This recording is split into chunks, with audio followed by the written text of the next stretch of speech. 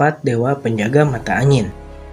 Legenda atau mitologi dari Cina dan Jepang ini menceritakan bahwa dunia dilindungi oleh para dewa yang menjaga gerbang-gerbang langit yang diumpamakan sebagai naga atau Seiryu, burung api atau Suzaku, kura-kura atau Genbu, dan macan putih atau Byakko. Dari setiap wujud dewa tersebut, terdapat banyak makna dan cerita, bahkan dijadikan sebagai pedoman dalam zodiak dan penentu nasib karena berpatokan dengan rasi bintang. Sebenarnya, keempat dewa ini merupakan dewa dari legenda Cina kuno, yang kemudian kepercayaan itu diadopsi oleh para Om Nyoji Jepang. Keempat binatang dewa-dewi ini memiliki elemen dan lambang sendiri-sendiri, yaitu api atau Suzaku, air atau Seiryu, bumi atau air oleh Genbu, dan angin oleh Byakko. Nama-nama dari empat penjaga mata angin adalah Suzaku atau dalam bahasa Cina disebut Zhu Kue, merupakan binatang dewa berbentuk burung api, mirip dengan kepercayaan Phoenix dari barat. Suzaku memiliki warna bulu oranye kemerahan, di mana warna tersebut berhubungan dengan api. Dalam bahasa Cina disebut Zhu Kue, dalam bahasa Korea disebut Jujak. Suzaku merupakan binatang dewa yang elegan dan mulia dalam hal penampilan dan perilaku, serta selektif dengan apa yang ia makan dan tempat bertenggernya. Suzaku adalah hewan penjaga mata angin selatan dan mengontrol elemen api. Planet yang berhubungan dengan Suzaku adalah Mars. Suzaku melambangkan kemauan dan merupakan simbol dari kesetiaan. Yang kedua, Seiryu. Seiryu dilambangkan dengan naga biru atau Azure Dragon. Dalam bahasa Cina disebut King Long dan dalam bahasa Korea disebut Chung Ryong. Seiryu menjaga arah mata angin timur dan mengontrol elemen air. Namun menurut Wu Xing, Seiryu berelemen kayu. Planet yang berhubungan dengan binatang dewa ini adalah Jupiter. Musim yang melambangkan Seiryu adalah musim semi dan warna yang mencirikan dirinya adalah biru atau hijau.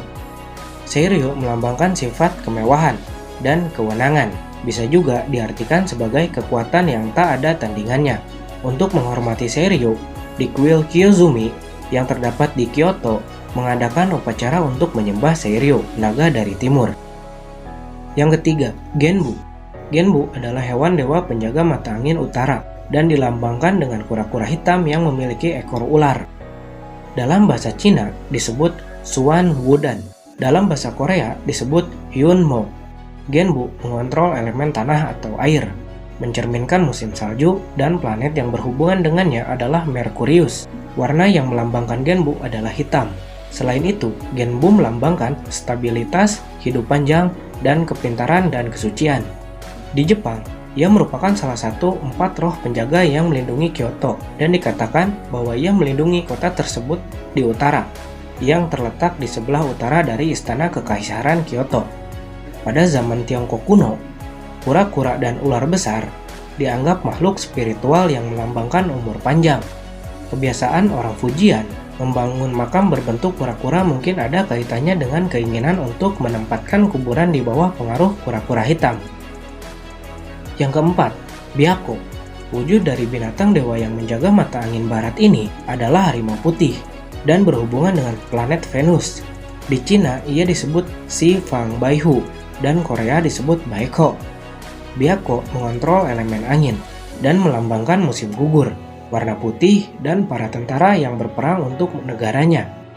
Byakko dikenal dengan kekuatan dan keberaniannya. Di Tiongkok, dikatakan selama dinasti Han, orang-orang percaya bahwa harimau menjadi raja dari semua binatang. Legenda menceritakan bahwa ketika seekor harimau mencapai 500 tahun, ekornya akan menjadi putih. Dengan cara inilah harimau putih menjadi 4 dewa mata angin. Konon harimau putih hanya akan muncul ketika kaisar memerintah dengan kebajikan mutlak, atau jika ada perdamaian di seluruh dunia. Karena warna putih dari Cina juga mewakili 5 unsur barat. Harimau putih dengan demikian menjadi wali mitologi barat pada 4 dewa mata angin. Dalam kitab Tang, yang menjadi reinkarnasi dari Byakko adalah Li Lou Cheng, dan reinkarnasi Seiryu adalah Xiongxin yang dikatakan menjadi pemberontak. Mereka berdua adalah saudara yang bersumpah pada Queen Shubao. Cheng Ziji dan Yuchi Jingde, jiwa mereka setelah kematian dikatakan memiliki tubuh pahlawan baru dinasti Tang dan dinasti Liao, yaitu Sue Renghui dan Dia Suen. Dalam beberapa legenda dari dinasti Tang dan legenda 4 dewa mata angin, Reng Wisue dikatakan sebagai reinkarnasi dari Byakko dan merupakan musuh bebuyutan dari dinasti Liao, yaitu Pangeran Suendia, yang tidak lain adalah reinkarnasi dari Seiryu. Di beberapa budaya Asia, khususnya di Cina, terkadang ada yang menambahkan hewan kelima dalam 4 penjaga mata angin. Hewan ini penjaga titik tengah yang bernama Huanglong atau Koryu. Huanglong disebut juga dengan naga kuning. Huanglong adalah naga yang tak bertanduk yang keluar dari sungai Luo dan memberikan Kaisar Fuxi kemampuan untuk menulis. Menurut legenda, ketika Fuxi melihat hewan ini, ia begitu besar hingga membelah langit. Hewan ini bangun, tertidur, dan bernafas tergantung dari siang dan malam, musim dan cuaca. Dalam mitologi Jepang, Huanglong tidak muncul karena elemen kelima dalam mitologi Jepang adalah ketiadaan dan tidak ada binatang yang melambangkan hal tersebut. Sekian untuk pembahasan 4 dewa penjaga mata angin kali ini. Terima kasih telah menonton dan sampai bertemu di video selanjutnya.